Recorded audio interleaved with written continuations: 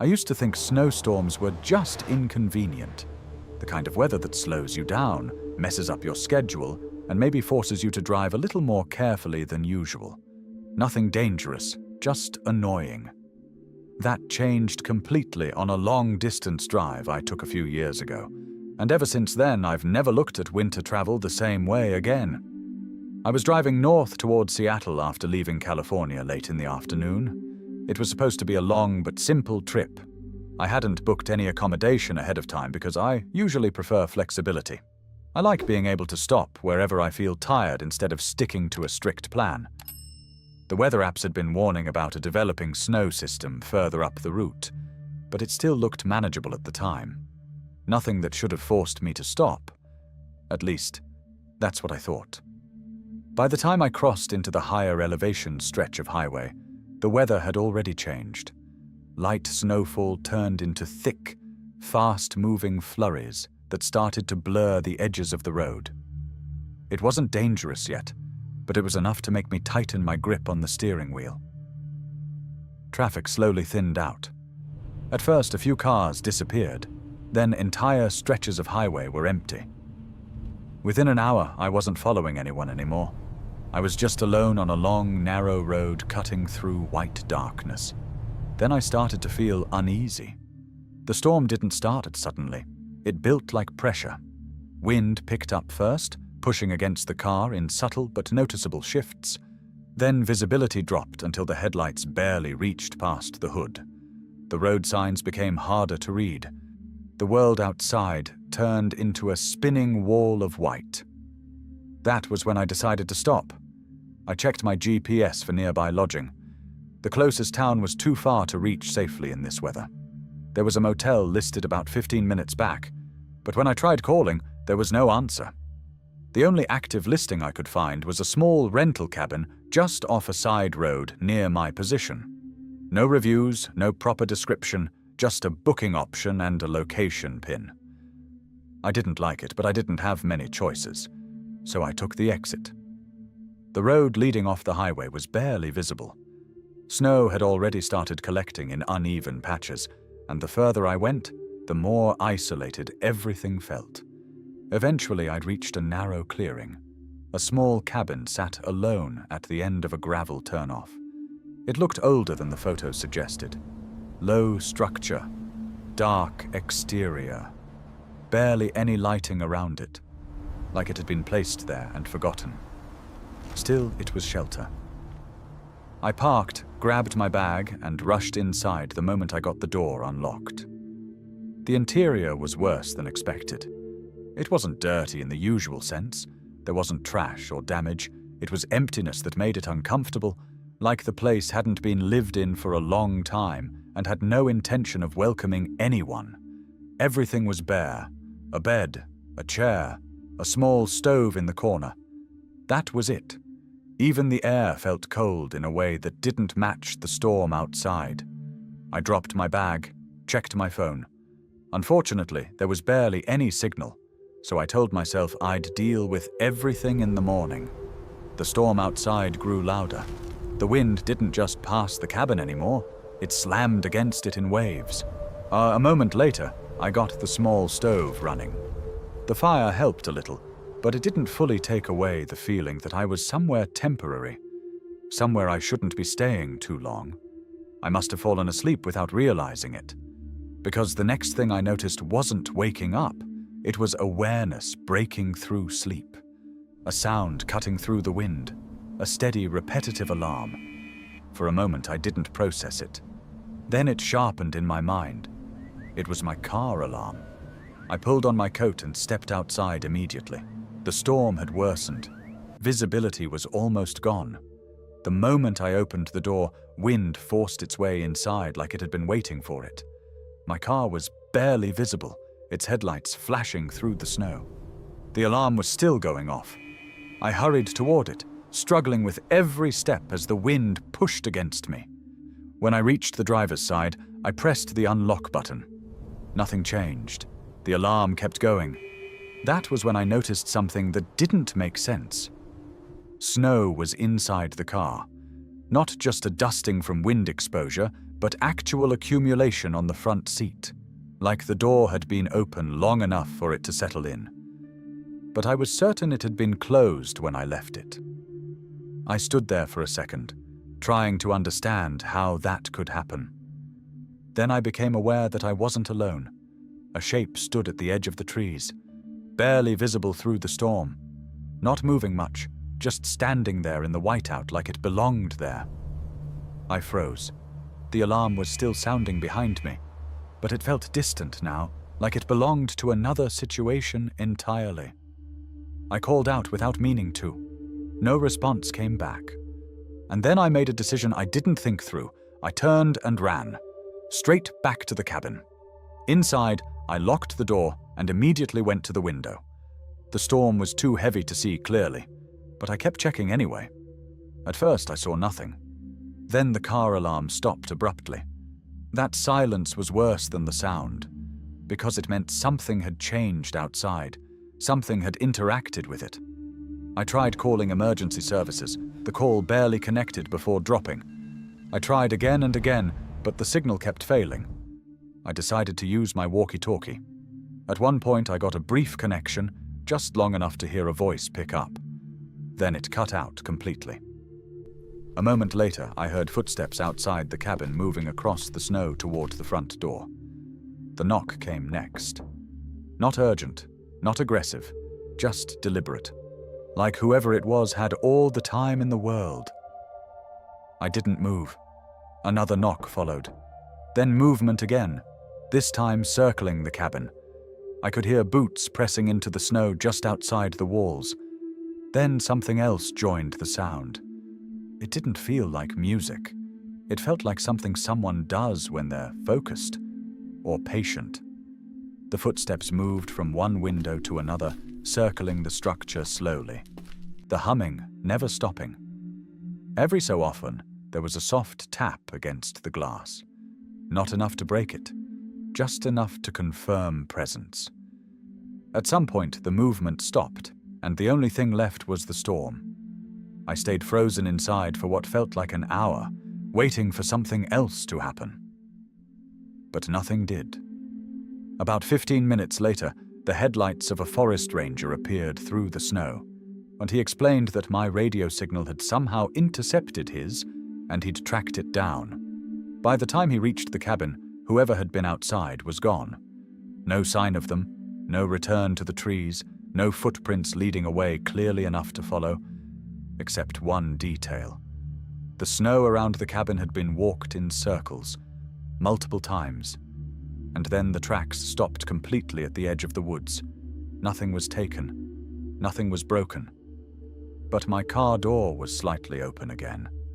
Snow had drifted back inside, like someone had checked it, or made sure I saw it. I left before sunrise, and I never once booked a remote cabin again without thinking twice. Because I still don't know what was out there in that storm, but I know it wasn't just the weather.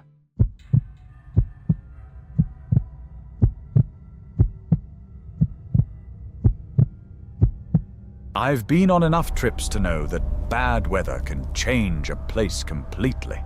What looks peaceful during the day can turn into something completely unfamiliar once the sun goes down and the temperature drops. But there's one winter trip I took to a mountain cabin that made me stop trusting isolation altogether. It started as a simple getaway.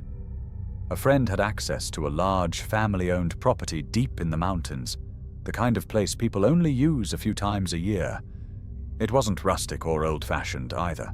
It was modern, expensive, and designed more like a private retreat than a cabin, with glass walls, automated heating, security systems, and anything you could think of. We were supposed to spend a quiet weekend there.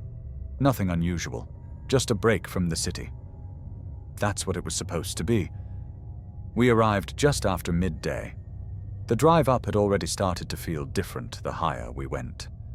The road narrowed, the trees thickened, and snow slowly began to build along the edges of the asphalt.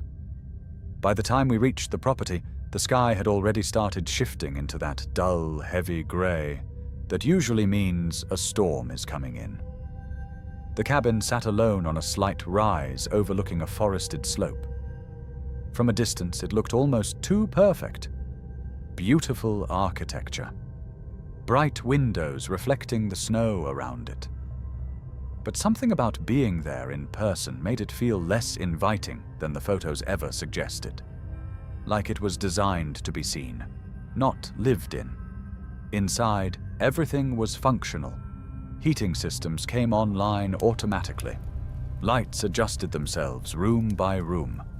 There were a few minor issues with the control system, but after a few calls to the owner's instructions, everything stabilized. Once the cabin warmed up, it felt normal again. That first night passed without incident. We didn't do much, cooked something simple, talked for a while, then later settled into the quiet that naturally comes when there's nothing else to do. Outside, the snow was light at first, barely noticeable through the glass walls. It didn't feel threatening yet. Just winter doing what winter does. We went to sleep early. When we woke up the next morning, the entire environment had changed.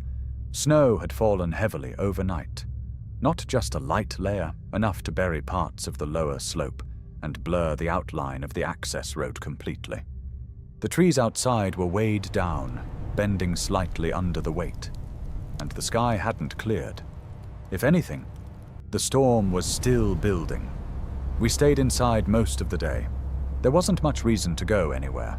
The roads were already becoming unreliable, and the property was isolated enough that leaving didn't feel necessary yet. We spent the day alternating between silence, conversation, and background noise from the television. At one point, my friend, Mike, joked that we were basically locked inside a glass box in the middle of nowhere. It didn't sound serious at the time, but later I kept thinking about it. By evening, the weather had intensified again. The wind started hitting the structure in slow waves, pressing against the glass and frame in a way that made the whole place feel slightly more fragile than it should have been. We turned on a broadcast for background noise and opened a couple of drinks, and the kind of evening that feels uneventful while it's happening until it isn't. It started with a sound outside, something that didn't match the storm. At first it was subtle enough that it could have been ignored, but then we heard a cough, clear enough that it cut through everything else. Both of us went quiet at the same time. I stood up and moved toward the entrance hallway. The front of the cabin had a wide glass door leading out to a covered porch. Outside that, only forest and snow. The security panel showed everything locked, nothing open, no alerts. Still, I checked manually. The door was secure. The porch was empty. Snow drifted slowly under the outdoor lights. But the sound hadn't come from nowhere. That much was obvious. We tried to rationalize it. Maybe wind distortion. Maybe something in the trees. Maybe the structure echoing sound in a strange way. It was easier to believe that than the alternative. And because nothing followed immediately, we let it go. That's usually how it works. You forget the first warning if nothing confirms it.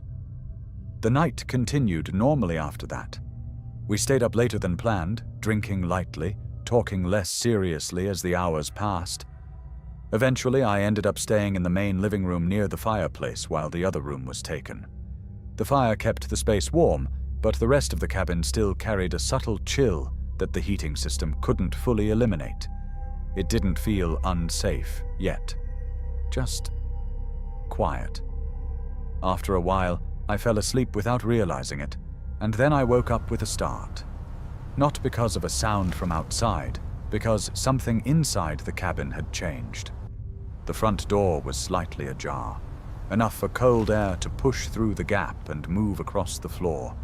I knew immediately it hadn't been like that before I fell asleep. I stood up slowly and approached it. The air coming through the opening felt so cold I was sure it shouldn't belong inside a heated space. I looked outside, but there was nothing. Just darkness beyond the porch lights and snowfall drifting at an angle. No movement, no figures, no signs of anything having passed through, but the door had definitely been closed. I shut it and locked it again this time. After a while, I felt something change around me. I heard a thump from the side of the cabin, strong enough that it didn't feel accidental. I froze for a moment, listening. Then it sounded again, louder this time. Mike woke up shortly after, stepping into the hallway, asking what it was. Neither of us had an answer. Before we could even discuss the door, the sound repeated again. This time it wasn't random, it was deliberate. We moved cautiously through the cabin, checking windows and trying to understand where it was coming from. There was no visual confirmation of anything outside, only sound. And then movement again. This time farther along the structure, like something was traveling around it. The pattern continued. It would stop for a while, leaving only wind and silence. Then it would return again in a different position. Sometimes near the living area, sometimes near the bedrooms, always outside, never entering. Reaching out to someone to come to our rescue wasn't an option since we barely had any signal. The final phase of it lasted until morning. We stopped trying to track where the sound was coming from and just waited it out. When daylight finally arrived, the storm had reduced slightly, enough to see clearly outside. We grabbed what we could and stepped out together. The moment we saw the exterior walls, neither of us said anything for a few seconds. Because the damage wasn't random. It wasn't natural weather impact. It was concentrated. There were dents and scratches along sections of the wall, as if something had been repeatedly striking the structure through the night. No footprints were clearly visible nearby due to the shifting snow, but there were disturbed areas circling parts of the cabin. We didn't stay to analyze it further. Whatever explanation there might have been didn't matter anymore. I've been in places like that since then, but never anything that remote, and never anywhere that isolated, because I still don't know what was outside that cabin that night, only that it stayed long enough to make sure we knew it was there.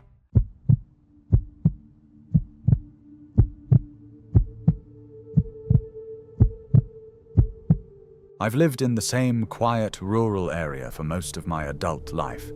It's the kind of place where nothing really happens unless you count bad weather or the occasional car that takes a wrong turn and ends up halfway down someone's private road.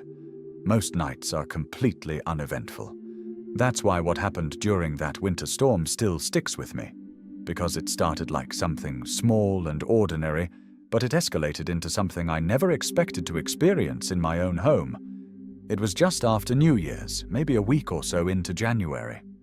The snow had been coming and going for days, but that night it started falling harder than usual. I had been working in town until early evening. I was supposed to stay later, but the weather reports kept getting worse, so I left early while the roads were still manageable. The drive home was quiet. No traffic, just headlights cutting through falling snow and empty stretches of road. When I turned onto my driveway, I noticed something immediately. There were fresh tire marks pressed into the snow, leading all the way up toward the house. That was odd because I wasn't expecting anyone, and I didn't live near anything that would cause random traffic. My place sat alone at the end of a long gravel stretch surrounded by open field.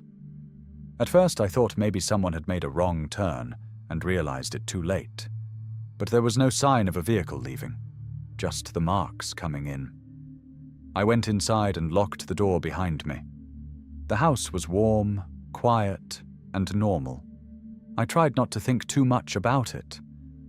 Rural roads get strange in snowstorms all the time. People turn where they shouldn't, get confused, and back out. That's what I told myself. I made something quick for dinner and spent the evening in the living room watching television while the storm picked up outside. Everything felt normal again, until it didn't. About an hour later, I noticed light reflecting through the window blinds. At first, I thought it was the TV screen bouncing off something. I stood up and looked closer. I saw headlights right outside my driveway. My house sat far enough from the road that any vehicle pulling in meant one thing. You're either living in the vicinity or have some unfinished business to do. I moved closer to the window and carefully pushed the blinds aside. There was a car parked near the front of the house. The engine was still running, and its headlights pointed directly at the structure. I watched it for several minutes, unsure of what I was even expecting to happen. Eventually, it moved. The car backed up slowly, turned around in the narrow driveway, and drove off toward the main road. Just like that. After it left, I stayed near the window for a while longer. The tire tracks from earlier suddenly didn't feel random anymore. They felt connected, like the first visit hadn't been a mistake. I tried not to think too much about it. I went back to the couch, left the blinds slightly open, and kept the lights low so I could still see outside without making it obvious I was watching. A couple of hours passed without anything happening. Eventually, I convinced myself it was just a coincidence. Someone lost, someone confused, nothing more. So I closed everything up and went to bed. I didn't sleep deeply. The wind outside was strong enough to make parts of the house creak and shift slightly, especially around the windows. But I later drifted off anyway. I woke up sometime around 2 in the morning. Not because of noise, because of silence.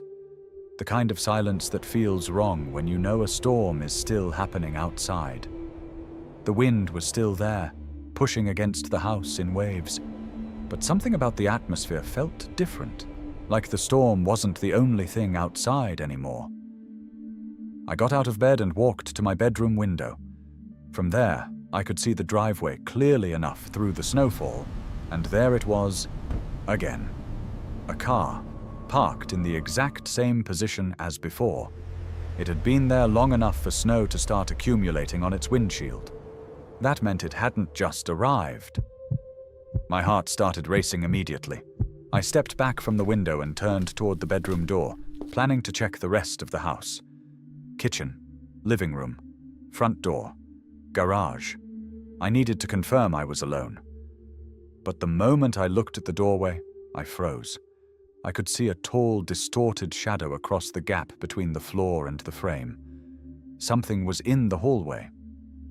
For a few seconds, I didn't move at all. I just stood there, staring at the bottom of the door, trying to convince myself it was caused by something else. But the shape moved again. The realization hit all at once. Whatever had been outside earlier wasn't outside anymore.